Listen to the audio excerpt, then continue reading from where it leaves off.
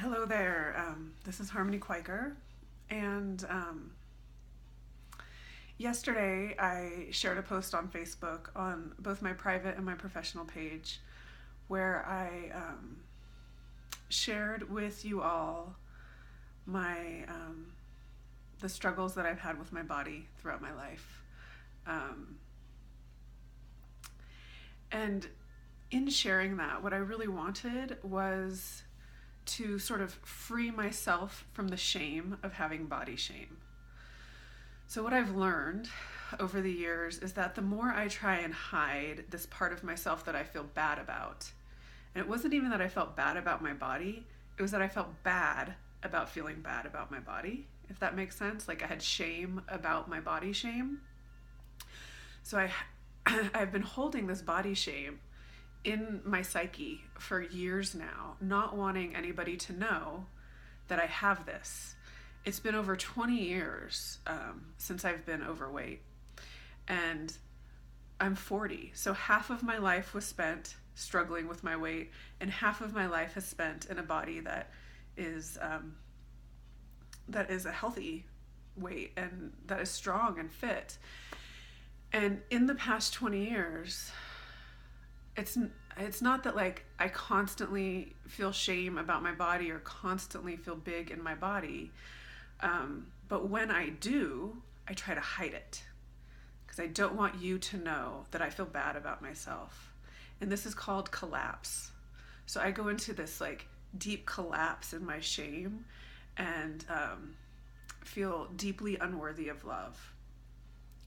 And in my experience, that has been polarized by the sort of puffing up and this pride that I've carried around with my life, feeling really good about who I am and feeling so special about who I am. And so these two parts of me, the specialness polarized with the shadow aspect of deep unworthiness, have been at odds within me throughout my life.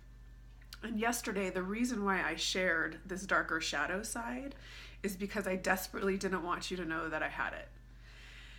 And in my sharing and revealing that to you, what transpired for me was this liberation, this like freedom that I'm not so isolated and alone in my shame. I received many private messages and comments on my post. And the one that stood out to me the most was a woman who told me that, thanking me profusely for sharing this with her, because she felt so alone in her own dysmorphic thoughts. And that's what our thoughts of shame do to us. The brilliant Brené Brown has offered her research on shame and vulnerability to us. And yesterday I really experienced what I think the intent of her research is, that it takes so much courage to share the parts of us that we feel shameful about, and in that courageousness and in that vulnerability, we feel bigger in who we are. The shame causes us to feel small and disempowered, and then just in the reveal, we feel bigger and more empowered. And so, yes to that, right? Like, yes, let's feel bigger. Let's feel more empowered. Let's not hide the parts of us that we feel shitty about. Why would we do that? Because it just perpetuates the way that we feel bad about ourselves and the collapse that we go into, where we feel like we're not good enough. And what's really alive for me today is this realization that, and this might sound so simple, but for me it just feels so alive and so big. But it's this realization that my significance doesn't come from what you think of me. This one is so huge for me because the way that I've been shaped and the way that I've engaged with the world for the past 40 years is trying to get you to think something about me so that I feel significant or important in some way. And what that does internally to me is that I try and constantly manage myself for you, to try and give you what I think that you want from me, which is really nonsense because I don't actually know what you want from me. And if I had to guess, it would be for me to just be me.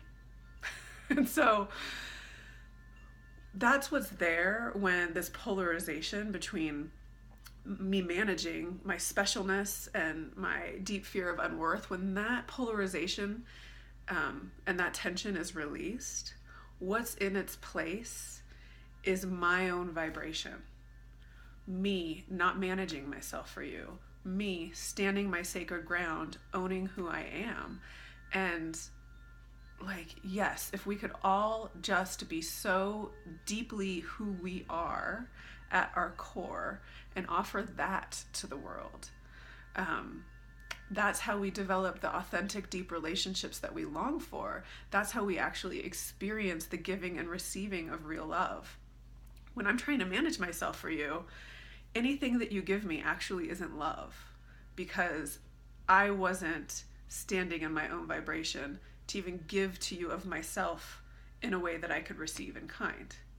Not sure if that totally makes sense, so I'm just going to say it again. If I am in here managing who I am to try and get you to like me, anything that I do, say, or offer you isn't in alignment with my true self. Therefore, anything that you give back to me doesn't land in me as love. It's not because what you gave me wasn't love. It's because I didn't give to you from that space in me. So with the tension of that polarization released, it's not like I don't have this specialness and I don't have like this unworthiness. Those two things are there. It's just that the tension between them has softened. And in its place, I'm now able to offer my true self to you, which allows me to receive in kind. And this is the lesson that I learned from sharing and revealing with you that I have endured so much shame about my body throughout my life.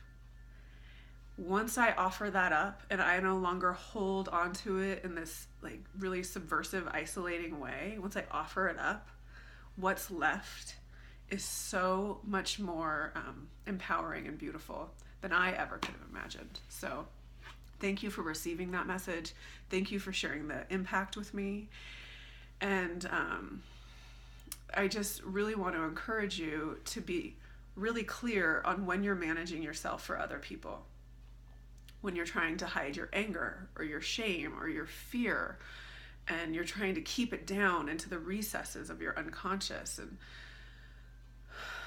I just want to honor the courage that it takes to turn toward that and go, oh, hey, look, there's this fear. There's this fear that you're not going to love me. There's this fear that I'm really all alone. There's this anger at the things that are happening in the world or the things that have happened to me. Like there's like this fire inside of me, and I don't want you to see it because I don't want you to think I'm an angry person. Or maybe it's I've done something in my past that I regret. And if you knew that I did this thing, then you would think terribly of me. Right? So whenever we try and manage ourselves to try and control the outcome of what people think of us, that's the exact moment we prevent ourselves from experiencing real love. So with that, I just want to offer you so much love from my heart, and so much gratitude. So much gratitude. Thank you so much.